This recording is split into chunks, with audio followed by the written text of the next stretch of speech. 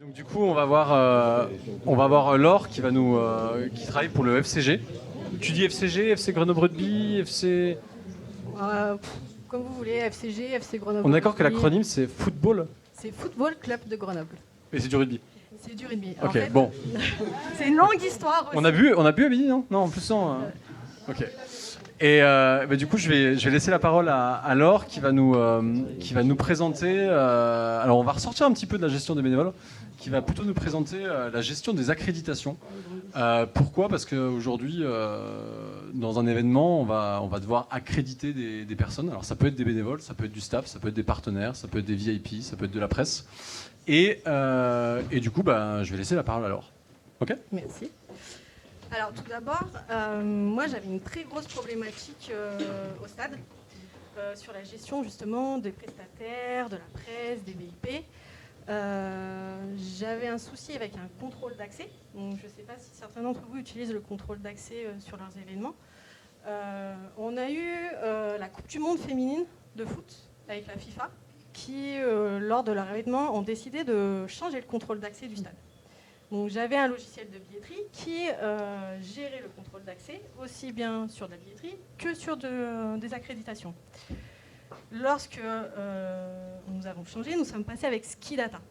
Donc, je ne sais pas s'il y en a certains qui connaissent Skidata. Ils sont leaders un peu sur les domaines skiables. Quand vous passez votre... voilà, cherchez le nom.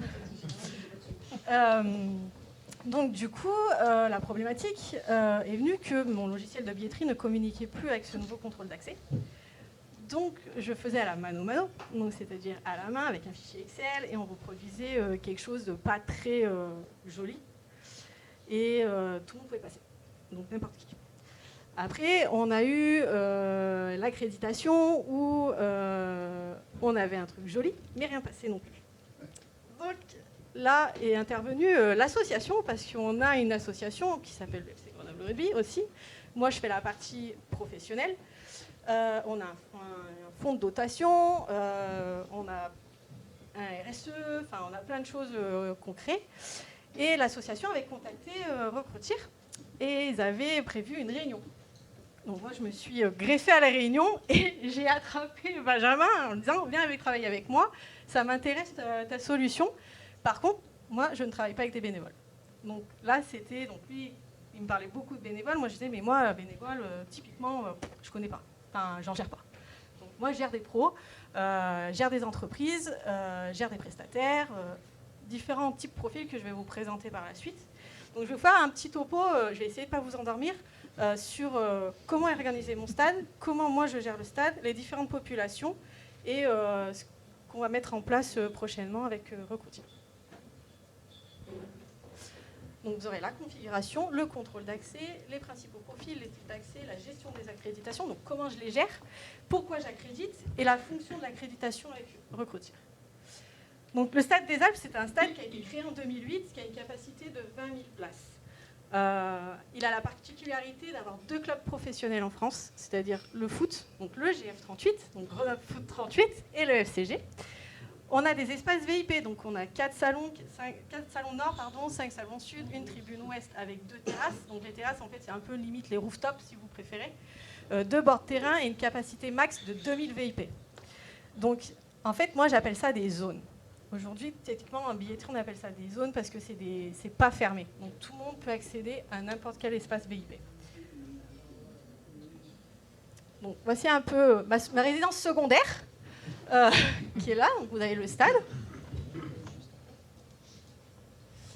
Les contrôles d'accès, donc voilà, suite à la FIFA, on a mis en place 26 passages rapides, donc voilà, ce qu'on appelle des flag gates, et 29 PDA, c'est des espèces, alors ceux qui ne connaissent pas, c'est comme des petits portables qui permettent de scanner en volante, un peu de partout, et on a des zones d'entrée, donc on a 4 zones d'entrée, donc nord, sud, est, ouest, typiquement, et 3 remontées parking, c'est-à-dire que sous le stade, on a une particularité, c'est que les VIP peuvent rentrer par le parking et remonter dans le stade directement. On a 3 billetteries. En ouest, où on fait de la vente. En sud, on fait de la vente du SAV et des invitations. Et en est, où ça sera vraiment le type accréditation et presse. Les principaux profils du stade, typiquement le grand public, les supporters et les VIP. Donc on est en moyenne entre 7000 et 10 000 spectateurs par événement. On a différents staff. Donc vous avez la section pro, donc ça peut être les joueurs, la prépa physique, les joueurs externes, l'association, le fonds de dotation, toutes les personnes qui gravitent autour du club. Donc ça peut être aussi des bénévoles. On en a quelques-uns, mais qui sont allés à la louche. Je dois avoir 10 bénévoles sur l'ensemble de mes événements qui travaillent. Voilà, on est toujours sur le même système. Alors nous, on a la particularité. Laetitia n'a pas entendu. Voilà. Non, on a la particularité, c'est que ces bénévoles s'inscrivent en fait via la Fédé et ils ont une assurance qui est couverte, donc on peut les utiliser quelque part. Il y a une assurance et on peut un peu les exploiter. Mais c'est généralement c'est des retraités, voilà. Donc du coup, ça va bien. Oui, les occupés, oui.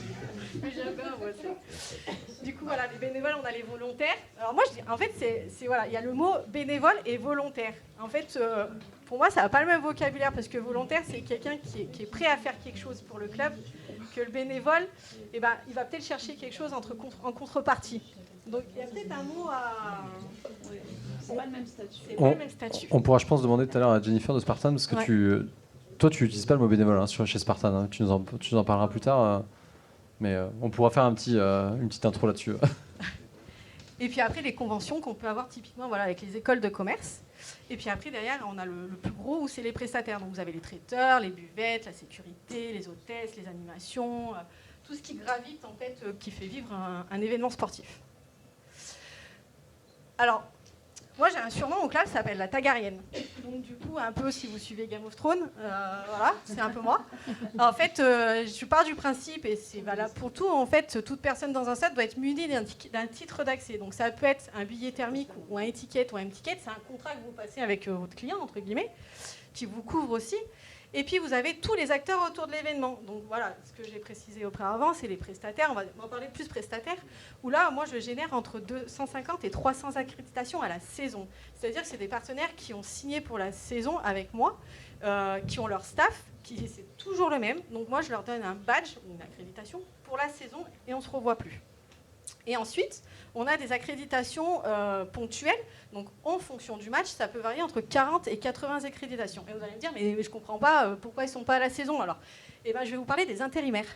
Donc, vous avez un prestataire qui gère la buvette, qui est une SARL, et qui a besoin de X intérimaires pour gérer la buvette. Eh ben, ils vont s'accréditer, ces gens-là. Pourquoi on les accrédite ? Typiquement, moi, je ne les connais pas. Ils ne gravitent pas autour de moi, donc je ne sais pas à quoi ils ressemblent, je ne sais pas qui c'est. Et demain, il fait un malaise à côté de moi, je vais le regarder, je vais dire, écoutez, il y a un gars, il est brun, aux yeux marrons, je ne sais pas qui c'est, je ne sais pas ce qu'il fait, je ne connais pas sa mission, je ne sais pas qui est son référent, donc c'est impossible après d'appeler la sécurité pour après faire remonter au niveau ambulance ou acquis de droit. La gestion des accréditations. Donc, l'accréditation est dédiée uniquement aux personnes qui ont un rôle dans l'organisation. C'est-à-dire que c'est des personnes qui travaillent. Ce n'est pas des personnes qui sont touristes. Sinon, soit il est en touriste, c'est-à-dire qu'il a un billet de match et qu'il regarde le match. Elle permet d'accéder à des endroits du stade en fonction de la zone affectée par rapport à leur mission. Typiquement, nous, on a défini 6 zones. Donc, on a la zone terrain, la zone mixte. Alors, la zone mixte, pour grosso modo, c'est les vestiaires. C'est la zone vestiaire. Vous avez les médias, vous avez les salons et les espaces VIP, les tribunes et le PC sécurité. En fonction, donc je vais prendre un gars qui travaille à la buvette, il aura juste l'accès tribune. Basta. Je prends un autre gars qui va faire une prestation dans un salon VIP type un DJ, il aura l'espace salon et la tribune. Parce que quand il y a le match, il joue, il y a un temps mort, donc il peut aller regarder une place en tribune, bien sûr une place qui n'est pas prise par quelqu'un. Et ensuite, vous avez, en fonction du profil, vous pouvez avoir un VIP qui va avoir un salon et un espace VIP.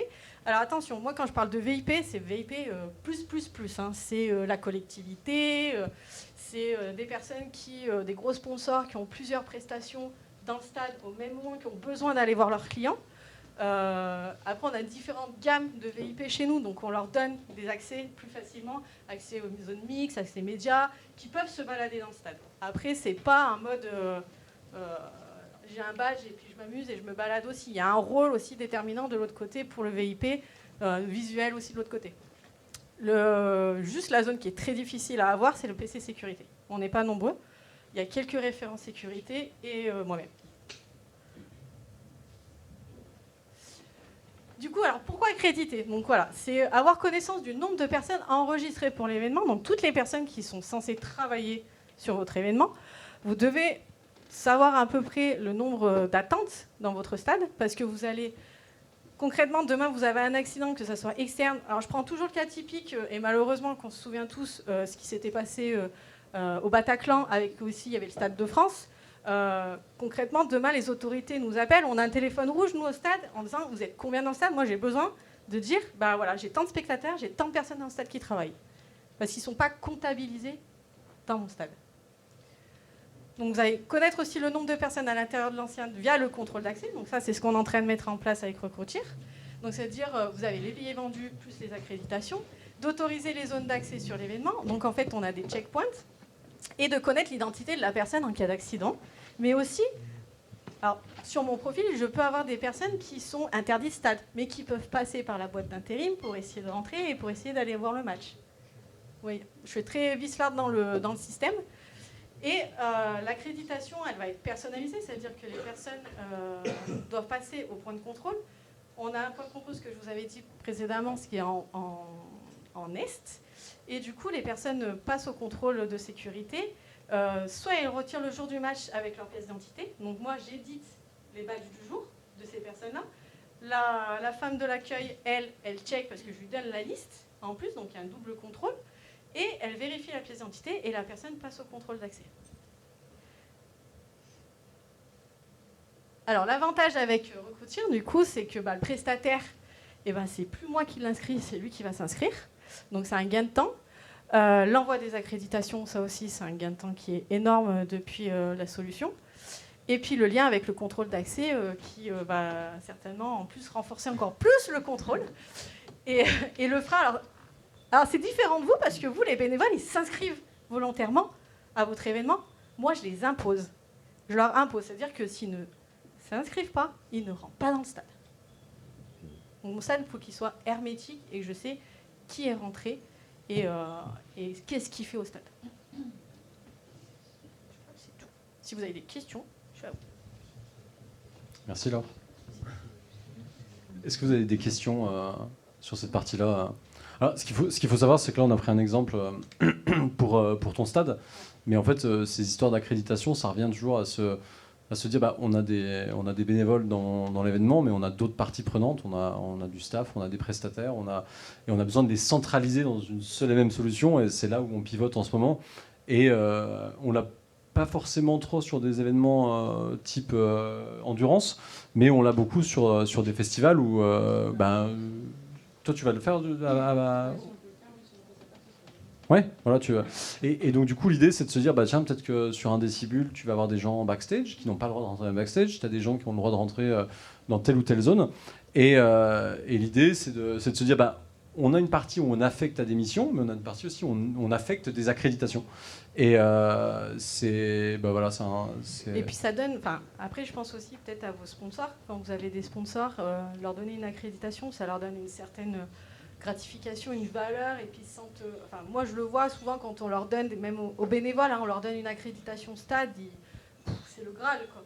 Ils sont comme nous, quoi. Comme là, aujourd'hui, vous avez votre accréditation.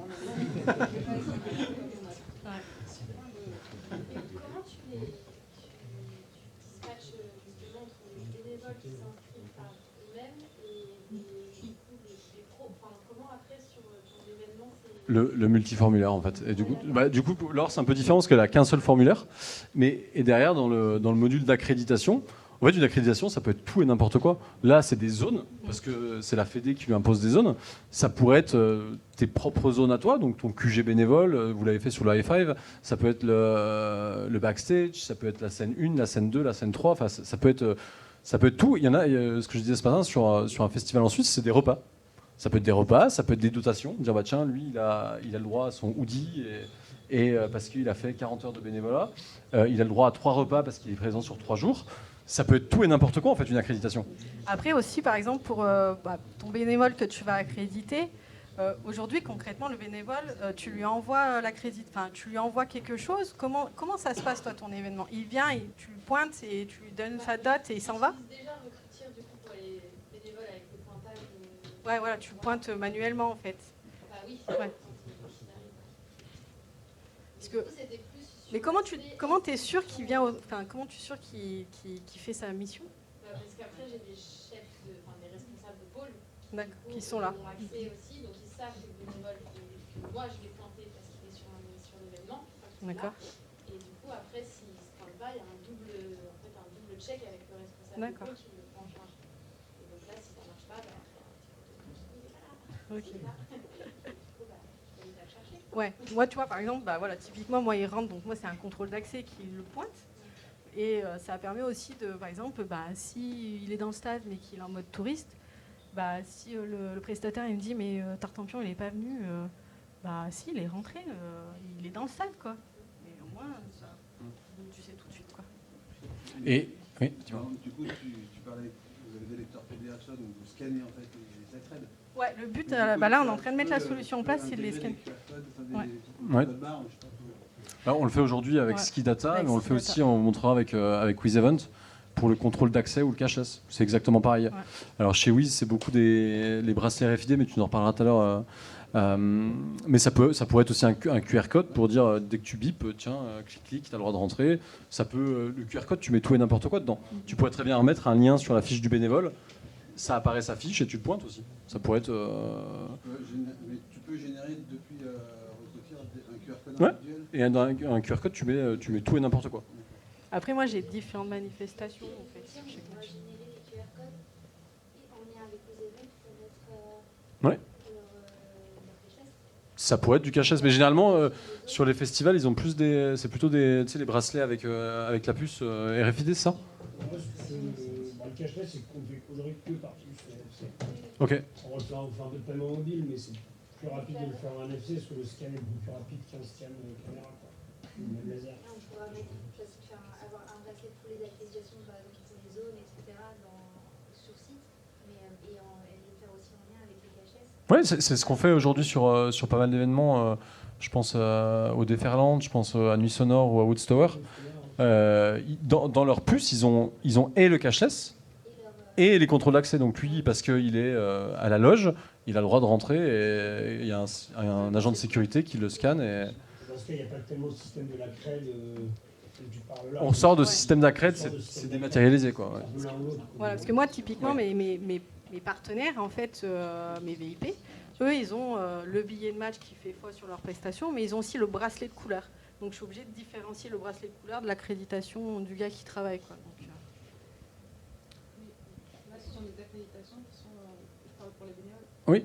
C'est envoyé aux bénévoles. Tu peux les imprimer, en masse, tu peux les envoyer. Tu peux les imprimer en masse. Ouais, tu peux les générer via le module document.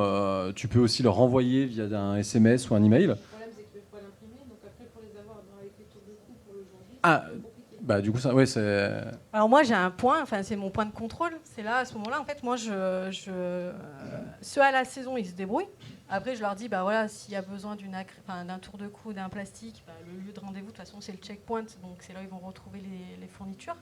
Après tous ceux qui sont au titre ponctuel c'est obligatoire imprimer chez moi pièce d'identité et ils récupèrent tout le nécessaire ensemble. Aujourd'hui, ils sont répartis sur tout le parcours. Il faudrait. Alors après, ça dépend comment pareil, vous ouais, allez vous organiser de votre côté. Peut-être qu'en fonction des missions, vous faites des différents checkpoints. Pour moi, ça. C'est compliqué d'avoir une imprimante dans le design. Ouais. Moi, je les imprime à l'avance parce que j'ai pas d'imprimante au stade des Alpes. Donc, Après, du coup, si elles sont adaptées pour chaque bénévole, après, ça prend C'est de la logistique en plus, ouais. Mais sur des événements comme le... tenue avec le jour J, avec la crède entre guillemets lambda, mais par zone, bien sûr. Donc on met avec la tenue directe. Oui, tu peux leur mettre avec la tenue aussi. Mais c'est pas forcément personnalisé, parce que si la personne vient pas, il y en a une autre qui arrive et on peut faire l'échange, les accrèdes sont personnalisées. après, personnaliser, ça les engage quelque part. Non. Moi, de toute façon, il est différent. Moi, il bosse. Mais, Ouais. Est-ce qu'il y a d'autres questions? Oui. Non, juste une petite question technique, il n'y a pas moyen de tout dématérialiser. Là, tu fais un bracelet. Tu imprimes. oui, non, mais tu as tout à fait raison. Non, mais ce que Laure n'a pas dit, c'est que sur chaque zone, Laure, tu as un agent de sécurité et c'est visuel, tu vois. C'est visuel. Zone 1, zone 2, tu rentres pas, tu vois. En fait, si tu veux, déjà, la problématique qu'on... Tu pourrais l'avoir, oui. Nous, c'est un PDF. Hein. Nous, sur la problématique qu'on a au niveau de la billetterie, on est déjà sur du démat. Le problème du démat, c'est que tu ne l'imprimes pas, d'accord? Donc, tu as les hôtesses qui ne vont pas forcément vérifier que la personne rentre bien dans la bonne prestation. Je parle en termes de VIP. Donc, on leur met un bracelet secondaire pour éviter, en fait, on les checklist, on leur met un bracelet au VIP, après il est tranquille, il n'a plus besoin de présenter son billet de match. C'est la couleur qui fait foi. C'est un code couleur. Non, parce qu'on a un stade qui est vraiment assez complexe, c'est un peu tout ouvert, et on a différents espaces de salon avec différentes gammes, et tu peux typiquement traverser le salon si tu n'as pas de bracelet, quoi. Et le bracelet te permet de rester dans ta zone, en fait. Et les accrètes, c'est un peu le même système. On a mis des accrètes de couleur, parce que déjà, visuellement, ça, on voit tout de suite. Et pour l'agent de sécurité, il n'a pas besoin de lire. Il voit le code couleur et sait que lui, il fait rentrer quelle couleur et pas plus. C'est facile de passer une accréditation à quelqu'un. Alors, Nous, au fils, on a ce problème-là. Un rider va faire passer son accréd à sa copine pour qu'elle puisse rentrer sur la zone sportive. Et du coup, c'est pour ça qu'on oblige à porter le bracelet et l'accréditation. On identifie la personne, on est sûr que c'est vraiment la personne. Tu mets une photo aussi, non? Non. nous, on met la photo. Par contre, sur les saisons, moi, j'ai la photo. Trop compliqué, trop d'accréditation. Ouais. Ouais. Oui, ils uploadent des photos. C'est bon, j'ai pas la crème. C'est une obligation pour la saison, c'est une obligation d'avoir la photo pour la saison. Ponctuelle, j'en vois allez, 40. Quoi. Tu vois tout de suite s'il manque quelqu'un. Donc, puis s'il triche, il donne à sa copine, je vais faire bosser sa copine. Quoi. Tu vois. Ok, bah merci beaucoup Laure.